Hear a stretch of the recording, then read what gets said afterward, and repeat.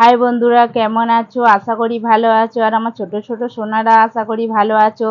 দেখো, চলে এসেছি আমার বইয়ের সেকেন্ড পার্টে, পেজ নাম্বার 199 পড়া নিয়ে। দেখো এখানে কি বলছে, তোমাদের নিজেরটা পড়িয়ে দেখাচ্ছি। শিক্ষার্থীরা ছবির মাধ্যমে দশের দলের ধারা লাভ করবে।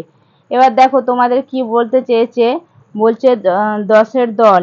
দেখো এখানে টেবিলের উপরে কটা আম আছে, দেখো 1টা 2টো 3টে 4টে 5টা 6টা 7টা 8টা। আর এই হাতে হাতে 8টা না, 1টা 2টো 3টে 4টে 5টা 6টা 7টা 8টা 9টা। তাহলে টেবিলের উপরে 9টা আম আছে, ছেলেটির হাতে একটা আম আছে। তাহলে 9 আর 1-এ আম হলো কটা? 9 আর 1-এ 10 বলে, তাহলে 10 হলো। তাহলে তোমাদের দেখো বন্ধুরা কিভাবে করবে, তোমরা বাচ্চা তো ওইভাবে না গুনতে পারলে তোমাদের বইয়ে আমি দেখিয়ে দিচ্ছি। এইভাবে দেখো, 1টা 2টো 3টে 4টে 5টা 6টা 7টা 8টা 9টা। এবার যোগ চিহ্ন দিয়ে আর একটা আম দিয়ে দিলে তাহলে কটা আম হলো।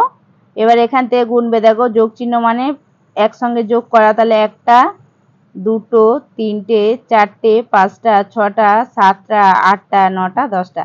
তোমরা এইভাবে করলে অঙ্কটা অবশ্য বুঝতে পারবে। তোমরা এখন ছোট ছোট তো হাতে গুনে বুঝতে পারবে না, সবে ক্লাস 1-এ। তোমাদের হাতে গুনে আমি পরে শিখিয়ে দেবো। তাহলে কটা হলো দেখো, টেবিলে কটা আম আছে? 1টা 2টো 3টে 4টে 5টা 6টা 7টা 8টা 9টা 10টা। তাহলে এইভাবে দাগ কেটে কেটে করলে তোমরা সহজে বুঝতে পারবে। তারপরে দেখো, 1টা 2টো 3টে 4টে 5টা 6টা 7টা 8টা 9টা। তাহলে 9টা পাখি বসেছিল, আর একটা পাখি দেখো উড়ে এলো, আরেকটা পাখি উড়ে বসলো। তাহলে মোট কটা পাখি হলো দেখো, 1টা 2টো 3টে 4টে 5টা 6টা 7টা 8টা 9টা 10টা। তাহলে কটা? একটা পাখি উড়ে এসে বসলো, তাহলে কটা হলো? 9 আর 1-এ 10। এই যে উপরে যেমন দাগটা টেনে করেছি ওইভাবে করলে তোমরা সহজে বুঝতে পারবে। 9 আর 1-এ 10, তাহলে আমরা বলি 10টা। তাহলে 9 আর 1-কে কি বলি? 10টা। বুঝতে পেরেছো? 199 পেজের অঙ্কগুলো আশা করি বুঝতে পেরেছো। আর বন্ধুরা, আমার পড়ার ভিডিওটা ভালো লাগলে অবশ্যই লাইক কমেন্ট শেয়ার করবে। দেখা হচ্ছে পরের ভিডিওতে।